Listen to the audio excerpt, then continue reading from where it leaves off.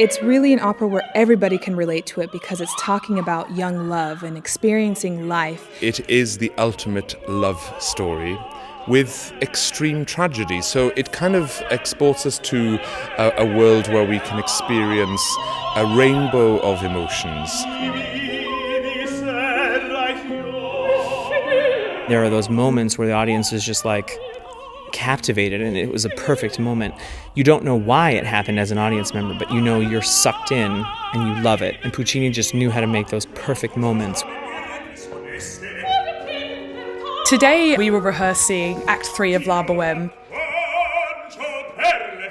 This part for Musetta is very, very fun. You know, she's in the bar, she's probably had one too many drinks, and she lets out this ridiculous laugh, which Marcello overhears and rushes in, and it turns out that she's been flirting with a man, which, you know, makes him jealous as per usual.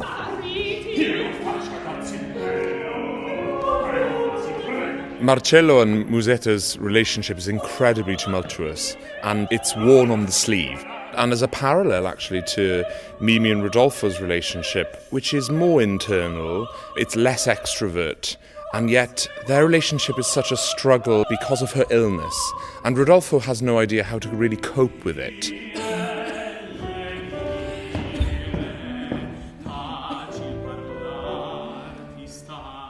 You have young, energetic singers, you have beautiful music, and you have stories you can relate to, so you can't ask for more than that. You can't help but sit there and think, wow. Madame Butterfly is the story of an American naval officer who marries a Japanese geisha in Nagasaki while he's stationed there. He goes back to America and Butterfly is left alone. He does return, but he brings terrible consequences.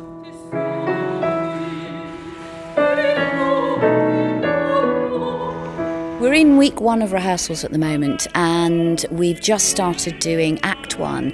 At the end of Act 1 is the famous love duet.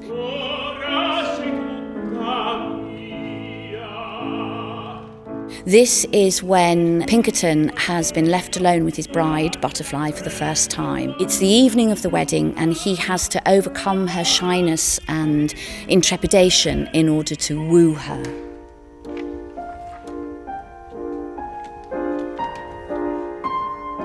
At this moment, it's true, it's pure. He really falls for her, she falls for him in a way.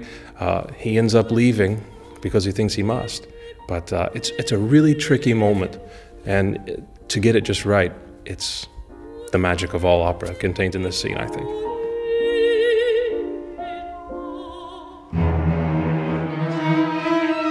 The unusual thing about this staging is that the orchestra, such as they are, I mean, it's really a chamber ensemble, is part of the scene. So it'll be, I think, great for the audience to see the group of musicians play and what he does with just 7 instruments and a piano, so 7 string players and a piano, 8 in total. It's extremely intimate.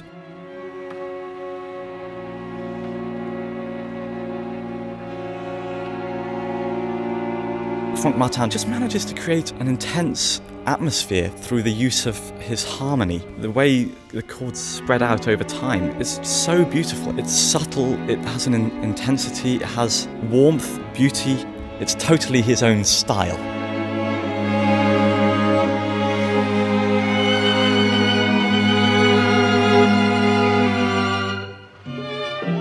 The depiction of the sea is a really interesting one. Just through the use of harmony, through the use of accents, dynamics, it all springs out of the score. He is able to depict storms and calm seas and undulating waves, and you can really feel the spray of the sea in the music. I think you have to come along and hear it. You will be intoxicated by the musical language. It's a very powerful piece and an extremely compelling telling of this myth.